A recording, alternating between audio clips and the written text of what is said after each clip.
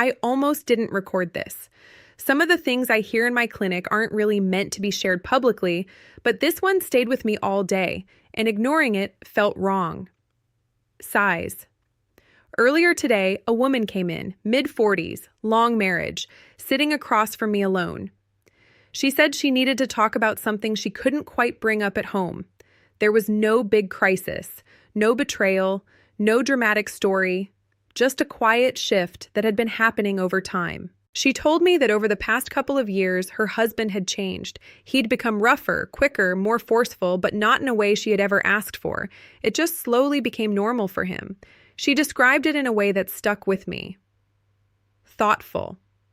She said it felt like he was rushing through it, like he was trying to get somewhere instead of actually being with her.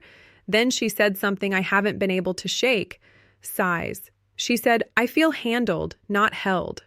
That sentence carries a lot more than it sounds like. It means the physical side is still there.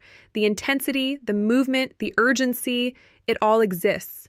But the emotional signal is missing, the part that makes her feel cared for in a vulnerable moment. Sighs. The part that tells her she matters beyond the act itself. She told me she doesn't really look forward to it anymore. And that might sound small, but it isn't. Thoughtful. That's the kind of sentence that signals something slowly fading, not breaking all at once, just losing its depth.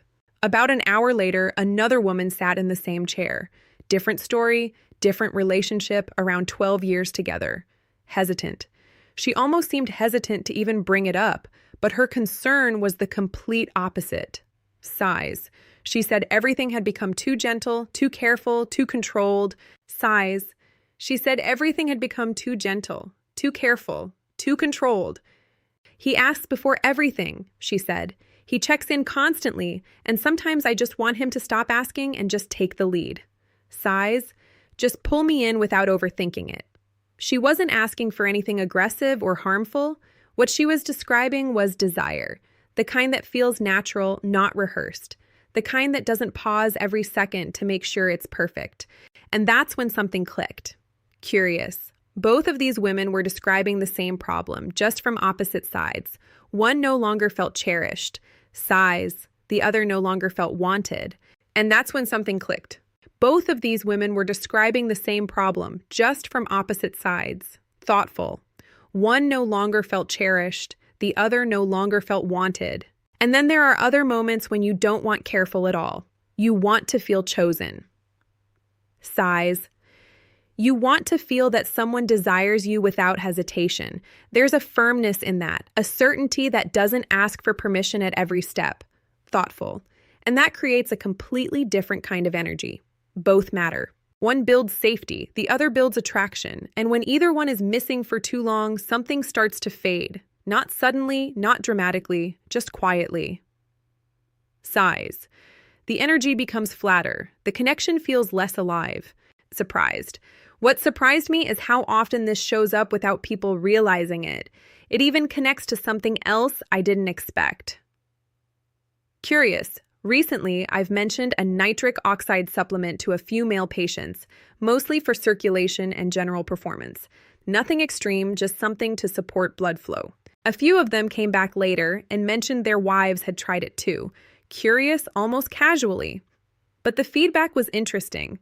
They said things felt more responsive, more present, like their bodies were more in sync. And when you think about it, it makes sense. Thoughtful. Blood flow isn't selective. The body doesn't suddenly work differently based on gender. And when you think about it, it makes sense. Thoughtful. Blood flow isn't selective. The body doesn't suddenly work differently based on gender. I tried it myself out of curiosity. Curious, I won't exaggerate it or make it sound like something magical, but I did notice a difference. It felt like being more aware, more connected in my own body. If you're curious, the link is there. Exhales. That's all I'll say about it. But none of that replaces communication. Thoughtful. The couples who keep something real between them aren't the ones who memorize techniques or follow routines. They're the ones who notice changes, or at least create space to talk about them in a way that feels natural, not forced. A lot of men tell me they don't even know where to start with these conversations. Thoughtful. So I put together something simple for them. I called it the Desire Playbook. It's just a set of questions that actually open up real conversations instead of surface level ones. It's free. I made it because I kept seeing the same pattern. Men who genuinely wanted to do better, but didn't know how to begin. If it helps, it's there. Thoughtful. But what I keep thinking about tonight isn't a technique or a solution. It's those two women sitting in the same place just an hour apart, expressing opposite frustrations that came from the same quiet gap. The couples who stay connected aren't perfect. They don't get everything right, but they keep a balance where both people feel something real. Thoughtful. Not just loved, but felt. Not just safe, but wanted, thoughtful. And that balance doesn't stay fixed. Thoughtful. It shifts. It moves.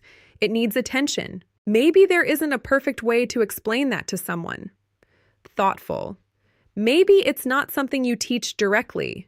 Maybe it's enough to just notice when something starts to change and not ignore it.